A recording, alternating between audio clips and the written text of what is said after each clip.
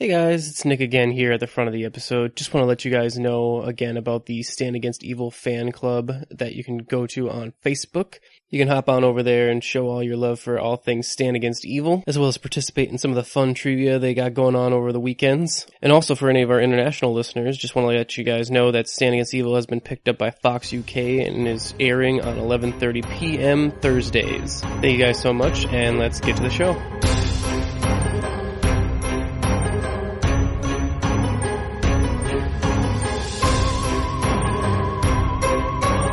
Travis. Yeah. You thought it was bad when we were dealing with witches, huh? Well, yeah. This is the episode where the Goths come to town. That is actually much worse. Welcome to Pod Against Evil, the episodic podcast in which we cover the TV series Stand Against Evil. Sorry about that. We cover this. Wait, we're covering ourselves now? Yes, we're covering ourselves. It's all Inception-like, where we're just looking inside ourselves. It's very meta.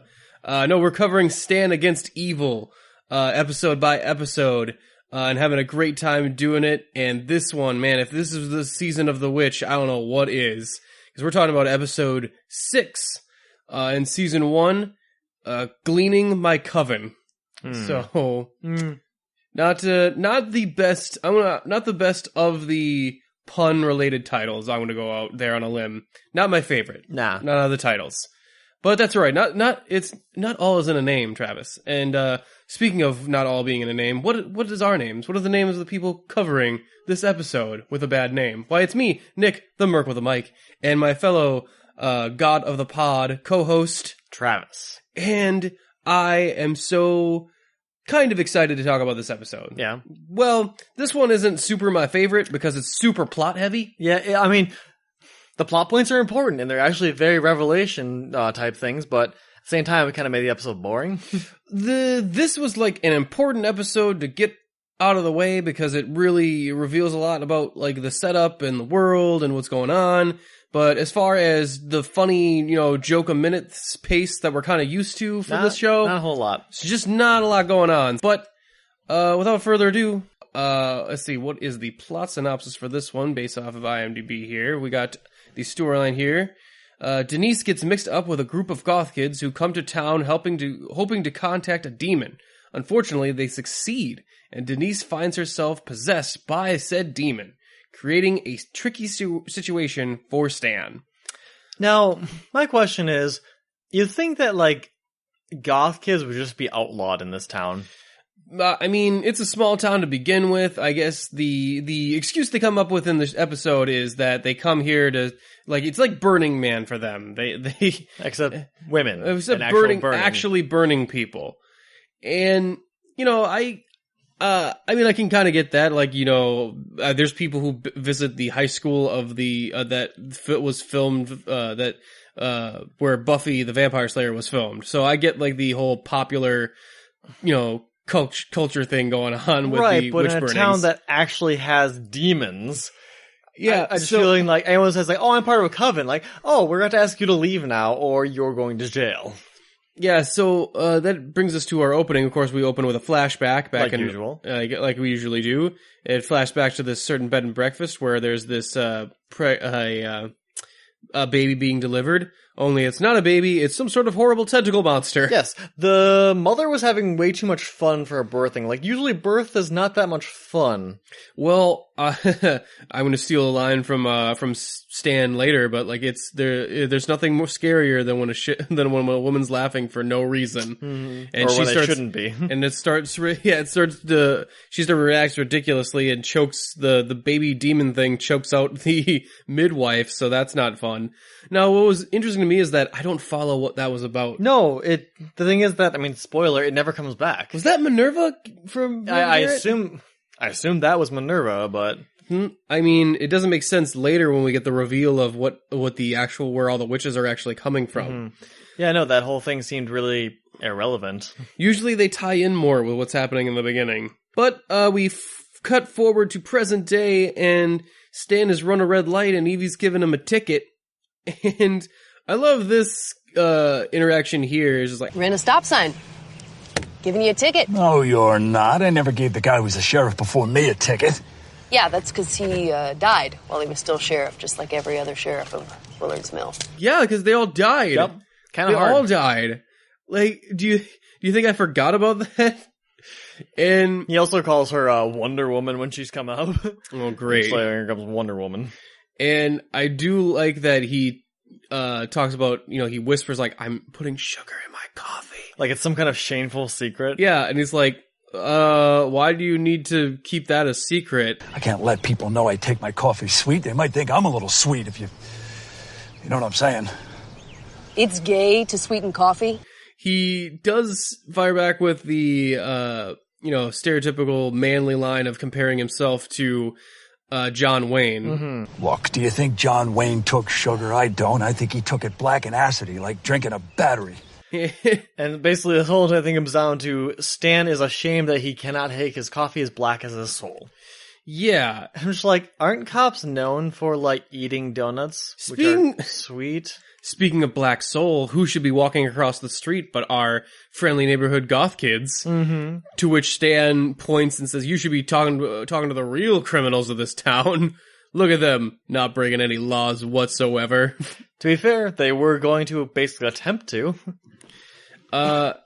So Evie does end up giving him the ticket, and he just shows her his new magic trick, which is just to rip up, say a little rhyme and rip up the fucking ticket in her face, and is an ultimate sign of disrespect. Well, to be fair, I mean, what is she going to do about that? I mean, she can't really put him in jail because there are demons coming after her to kill him. No, she's kind of stuck with him, so I'm not really sure what her goal is by just, like, trying to hold him accountable for his actions. Not sure what her main goal was there, but they get distracted from it pretty quick. Yeah. Because the goth kids... you know what's worse than goth kids? Yes. Goth kids that get involved with Denise. Oh, yeah, that was a recipe for the disaster. Like, you just saw that because the goth kids are walking down the street and they're like, we need... apparently they're not just goth kids, but they're a coven of supposed witches. And they need virgin blood to sacrifice in order to summon a demon. So I'm going to go ahead and guess that it, for some reason, couldn't be their own blood. Yeah. That must have been part of the rules. Like, it has to be a virgin's blood, but it can't be any of your virgin blood. No, so instead they see Denise, and... Okay, let me just point out, like, why I'm guessing they're virgins is because, unless they've had sex with each other, because their names are Keanu, Craig, the and one Charlene. dude's name is Keanu? Yeah, the one that dies first, his name's Keanu. Oh. If I heard it correctly. Wow. So Keanu, Craig, and Charlene. Okay, Charlene is like the least douchey out of all of them, and that's not great. Yeah, so they're like, okay, well that woman's obviously a virgin because look at her. And to be fair, that's not an unfair assumption, I guess. Yeah. Like, I mean, if she did lose her virginity, it's probably to a garden gnome, so I don't know if you want to count it. it's like, hey, want to come to a party? The ants go marching one by one. The ants go marching one by one. Hurrah! Excuse hurrah. us. You want to go to a party? Okay. You give you the feeling that Denise would follow someone into the van that had candy. Oh, she Like, never there's got the just- stranger danger She's talk. never gotten that. She has no warning bell system in her mind. Nope. And so yeah, she goes to hang with them at their supposed party. Meanwhile, Stan brings back his fine. He actually $65? about $65, and unfortunately, he only brings $64.99. And you know how I know the exact amount he brings? He lets you know. Because he brings it in a fucking sock, and it's all in pennies. He couldn't even find a bag. I really hope that's the only thing that sock was used for. It's in a giant sock. This sock is so huge. Mm-hmm. Who's wearing these socks? And just to piss off Evie, just to piss her right off. I mean, and then I don't even know where he gets that. I'm like, where are you getting money? Like, I don't even know. Like, I'm assuming you have some sort of pension, I guess. I don't know how it works. Some retirement plan. So he's got life insurance probably from his wife.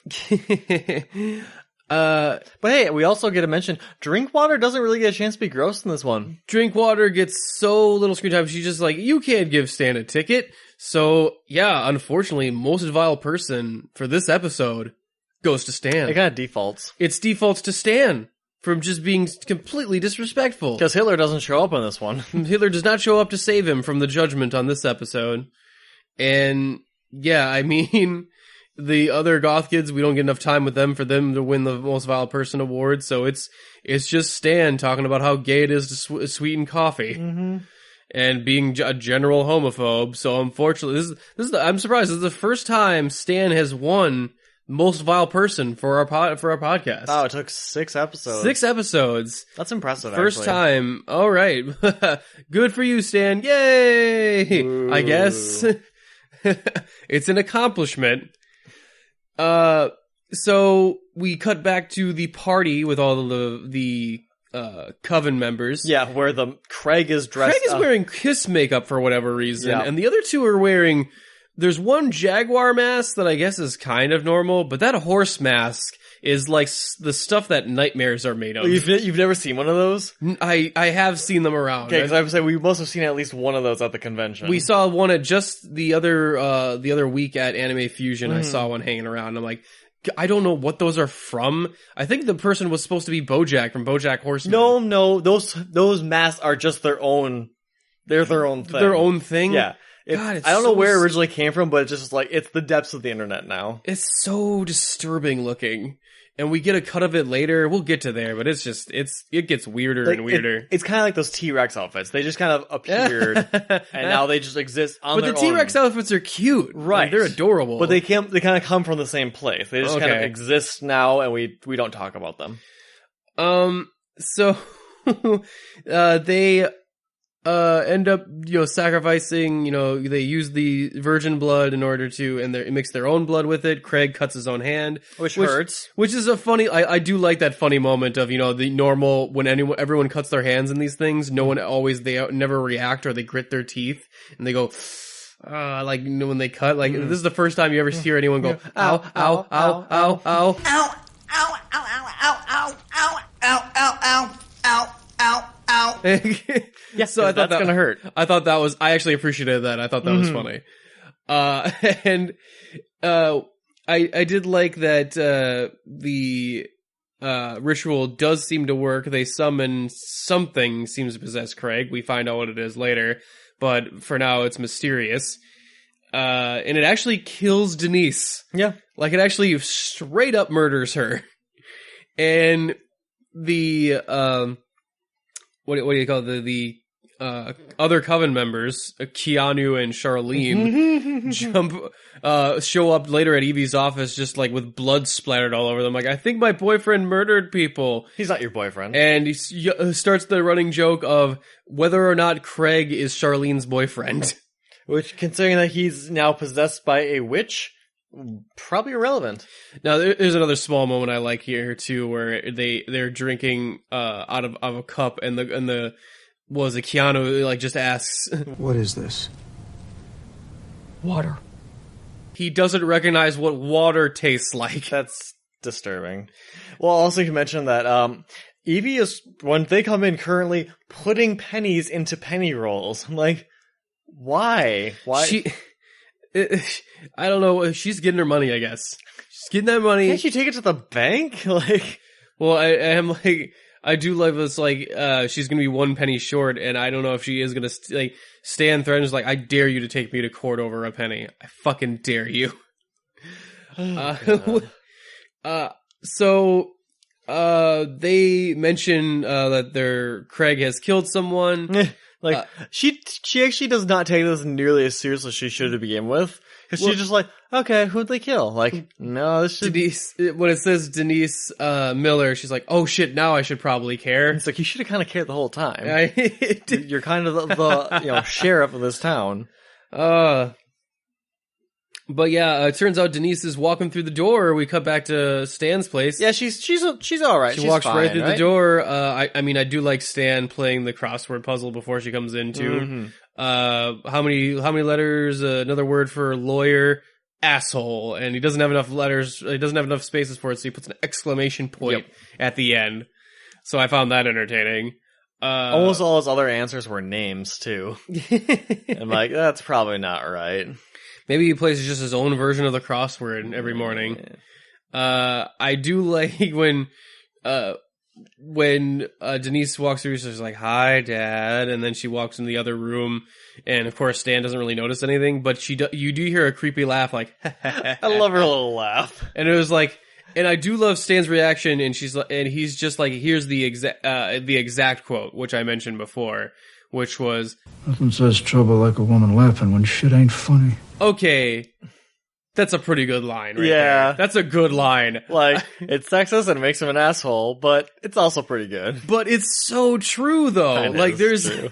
like, when you don't understand why a woman is laughing, it's never good. In a horror movie setting, it's not good. In a romantic comedy setting, like when someone's laughing, like, oh, I got your number, something bad's about to happen to you, no matter what scenario you're in. It's just not great. So, chalk it up to Stan's own experiences for that one. And then Denise comes in and attacks the coffee table with an axe. Yes. Not Stan, the coffee table for whatever reason. She wanted to prove she could make an entrance. And where did she actually get the axe from? I don't know. She walked into the other room and came back with an axe. Yeah, she came in like she walked in like the kitchen. Yeah, I'm like, is there an axe in the kitchen? That seems I mean, odd. they had like the shovel and trowel combination in there, but Yeah, I mean, for whatever reason, she also passes out. I guess she was just tired. We never really get an explanation for why she has passed out. yeah. Then again, we never get an explanation for who is possessing her. Right. We know who's possessing the other two people that get possessed in this episode, but not her. So I'm assuming it's just probably another one of the Coven witches or whatnot. Otherwise, we see Stan has restrained her later with some duct tape. He gets the call from Evie. It's like, hey, are you with Denise? More or less. It's probably still a better answer than Evie expected, though, so that's an improvement. Yeah, and we see Craig actually show back up at the police station and to meet up with his friends again. And they ask, like, Craig, who's Craig? Cut to Evie finding Keanu. Stabbed with a gun. Stabbed with a gun. Stabbed by a gun. I always like that, like, it seems like, I'm gonna try and look that up later, but there's always, like, these movies where people get stabbed with guns. Like, there was, there's the Helsing OVA, there's the, I think they do it in one of the Halloween sequels. I'm pretty sure Jason has murdered someone by stabbing them with a gun before. Even Evie finds it, like, incomprehensible. She's just like, Stabbed with a gun. Stabbed with a gun. Cause of death? Stabbing with a gun. Yeah, no, shotgun to the chest, but like the actual shotgun. Yeah, not a shotgun shell, just shotgun. Whatever. Yeah, so they start to interrogate. Evie ends up over at Stan's place. They start to interrogate not Denise. No, Evie's interrogating Denise. Yes. Stan is threatening her with / promising her food. Because like the first thing he promised her is like, I could get you some Fritos and relish to eat. I'm like, yeah, it's what? Like, I can cook for you, and that's all I know how to cook. Apparently, who the fuck eats Fritos and relish? Ugh. That sounds disgusting. Yeah, so Evie's trying to ask, like, are you Minerva Garrett? Are you possessed by Minerva? Like, and they, they're trying to figure out, like, are you possessed by the constable? And they go, like, the witch, and is like, oh, you mean the witch or the constable? It's like, they're one and the same. The constable is the witch. There's only one witch, and it was the constable. And yeah, cause she's like, wait, he's one of the witches too? Like, no, he was the only witch. And it turns out that he burned the souls of the innocent to add to his coven. So the other people don't become like demons / witches and stuff until they are killed and summoned back to life by our buddy, the constable here. Right. Constable Eccles, I believe is his name. Something like that. And also, during this time, Stan is threatening to beat Denise with a bag of oranges. Yeah, that was awesome. I gotta believe, like, that was so out of nowhere, cause he's asking, like, how do we fucking get Denise back? The daughter of the constable will return to the land of the living when the current constables enter the land of the dead. And I love Stan's response is like, Have you ever been hit with a bag of oranges? Huh? Stay tuned. Just so and random. he's so excited. It's like, I'm gonna be right back. And I'm like, are bags of oranges really really hurtful to get beat with? I mean, they're about 5 pounds. I mean, I would assume yes, but I don't know. I guess wouldn't it hurt just as much to hit her with, I don't know, A shovel? a shovel, a bat? Like, are oranges more degrading? What is the appeal to hit her with oranges? It's probably just actually a twofer for Stan, because he gets to A, beat somebody up, and B, get rid of produce. Does it leave less of a mark so that, maybe he's done this to get away with beating suspects? Okay, fine. Suspects I can take. Yeah. I would just worry, like, has Stan beaten Denise with bag of oranges before? Because that would be a part where I'm like, nope, sorry, can't take this character seriously. Well, then he wouldn't ask if she's been beaten with oranges before. Well, he's asking the ghost. The demon thing or whatever. We'll not get into that. That's just messed up. So yeah, the constable turns out to be the witch, so they kind of know what's a lot more going on.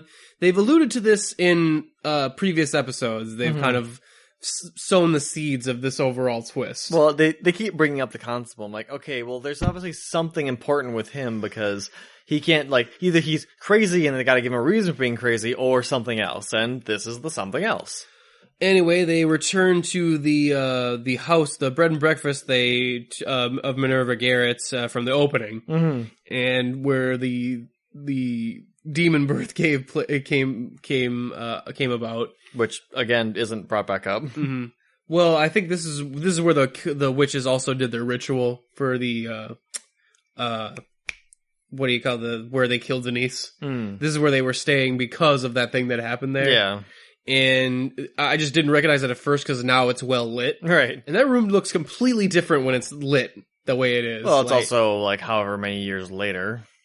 Yeah. And well, I mean, even looks different from when they held the seance for Denise to when they find them later when the lights are on. True. Like it looks so different.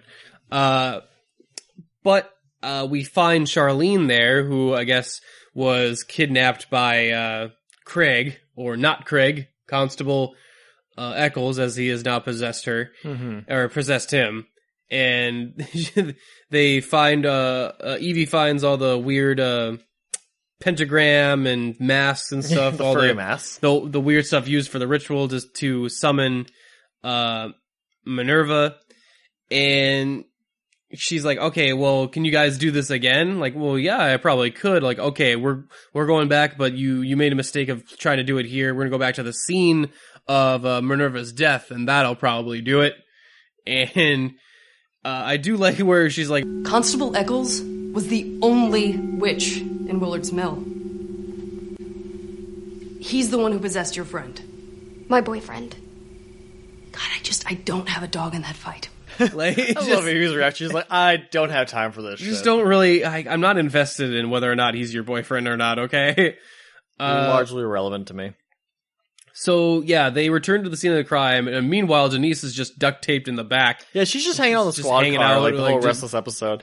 But hey, at least now, Denise needed a time to get kidnapped too. And this is where we get the horse mask making the reappearance again. Yes. Because they like, okay, you need to wear these masks and dance while I summon the demon. Dance in the circle as hard as you can. Yeah, so Charlene's trying to do the ritual while Stan and Evie are supposed to dance and wear the masks.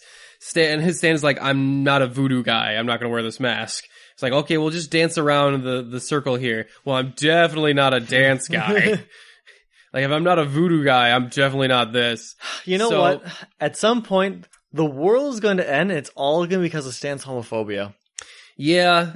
He does dance a little bit by the time this ends, but first we see Evie put on the horse mask and do this so awkward, weird dance. The whitest white girl dance. It is just so like there's so much weird elements to this whole sequence of she does like the little sinking She does the swim at one point. Oh god, it's she does so the swim. awesome. She's like, it's all hips. Like it's all hips all over the place. Like I actually think that she might have been the original like model for Commander Shepard's dance. Yes, it's like a shepherd's dance from Mass Effect. It's the shepherd.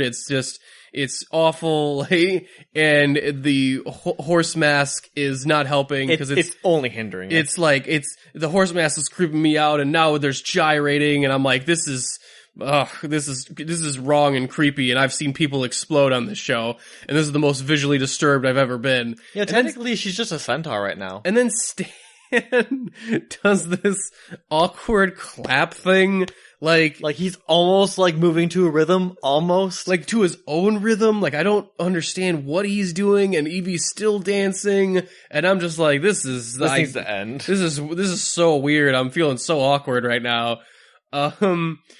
And yeah, we complete the ritual. We summon Minerva. We're like, oh well, did it work? And then I like this scythe out of nowhere, this sort of thing.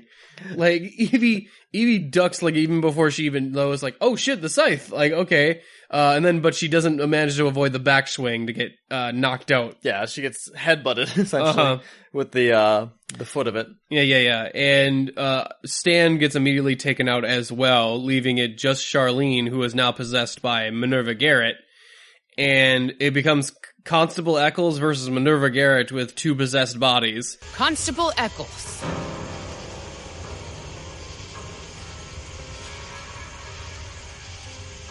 Minerva Garrett, you betray your master.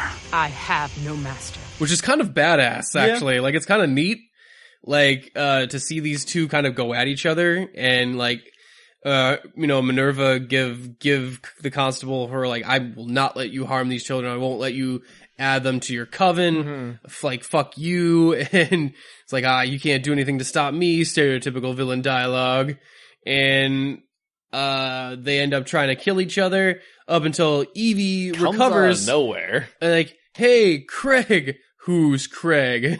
And he cuts off his head completely violently with a scythe. And yeah, it's pretty badass. I like it. And she finishes it off with, he was her boyfriend. Aha, closure. Which, on the whole running joke. Considering that she just killed her boyfriend. Like, Evie killed the girl's boyfriend. It's just like, was that supposed to be a clever line? Like, and then Stan and his delusions of grandeur, because he wakes up, is like, well, glad I took that guy out. How? Sure. How, Stan? How are you even fucking, like, how does that even add up in your brain? You know what? You contributed to this at all? That's harder than, like, worst sin Stan's ever come up with, so let's just leave him. I guess that's my main problem with this episode, is that Stan is pretty passive in this. Like, he's just along for the ride for most of it. Yeah. Although, I mean, I guess you could say that for almost any given episode, but even the other episodes, I feel he's doing a little bit more to be a little more active in the plot, rather than just a hanger-on in his own show. I do like that Evie gets the chance to get this badass moment with the scythe. That's really cool. Yeah.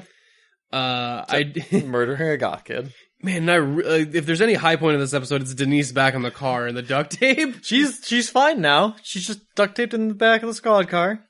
Yeah, indeed, it is. It's a rough night for her because she's just like, I don't remember anything that happened after I got killed in Well, so she probably all she remembers is going to a magic show. Mm-hmm. And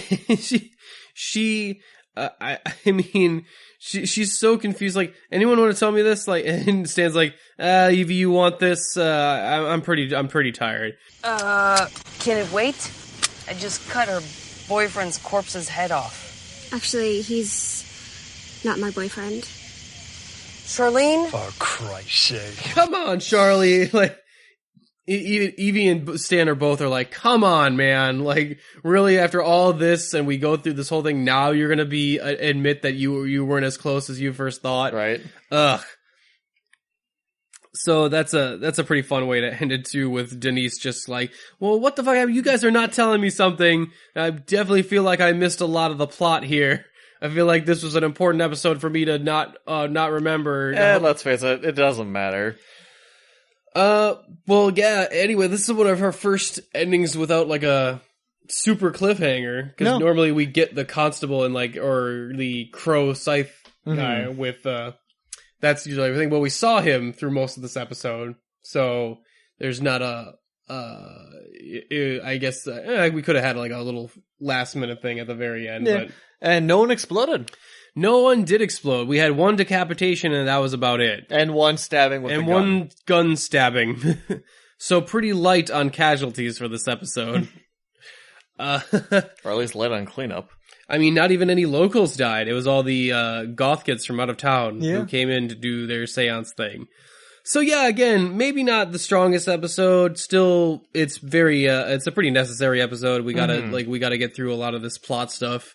Unfortunately, we need to do it in 22 minutes, so it takes over most of the episode, and this is just the episode that's just not as funny as some of the previous ones. I mean, we get a great moment with the horse head and the dancing thing. It's pretty awkward. It's like, that's really the most memorable thing that happens in this episode.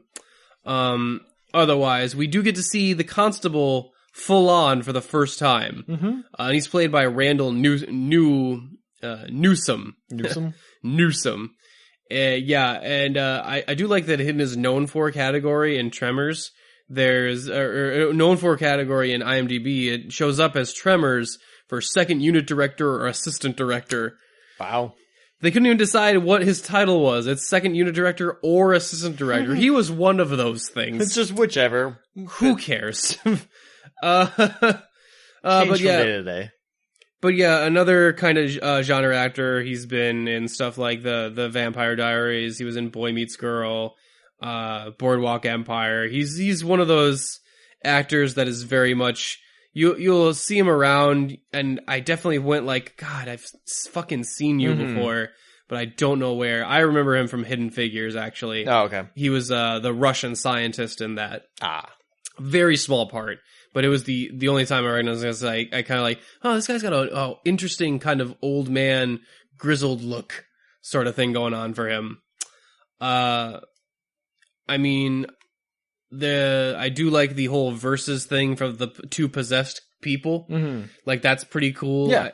It doesn't really amount to a huge battle or anything. They more talk to each other more than anything. Right. But it's still kind of neat to have them, like, openly acknowledge, like, two characters that fully know what's going on actually talking with one another in this show, rather than Evie and Stan having to guess at what's happening. Well, Evie guessing Stan going, I don't fucking care.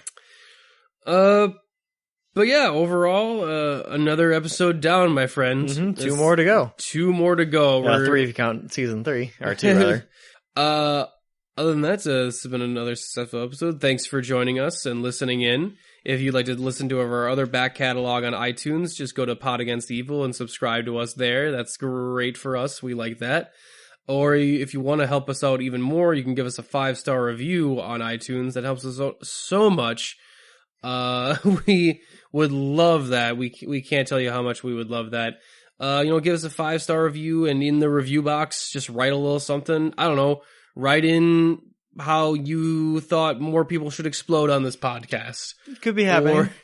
Or how you think maybe we should have a more goth episode where we bring in our own goths to interview to say, like, how were you represented in this episode? Maybe we'll get that going. I just want some weird reviews, guys. I want some weird reviews to go to with our weird coverage of this weird show. 'Cause I love it. I love it so much. But with that, I think we can, leave this one off there. Again, if you want to check us out on our Facebook page, definitely check us out there, or follow us on Twitter at Podagainstevil, or our email us at podagainstevil@gmail.com, or check out our regular show, our other podcast, UGO Podcast, Unapologetic Geek Out, on iTunes as well. And with that, I'm just gonna, I'm gonna go put on this horse mask and dance in the corner, I guess. That's it. That's all we got. We're just going. I'm gonna put the music on, Travis. We're dancing. Yeah. Going in. Yep. Awkward white boy dance. Do the swim. Do the swim, Travis. The swim. All right. Now the robot. No, not the shepherd. No.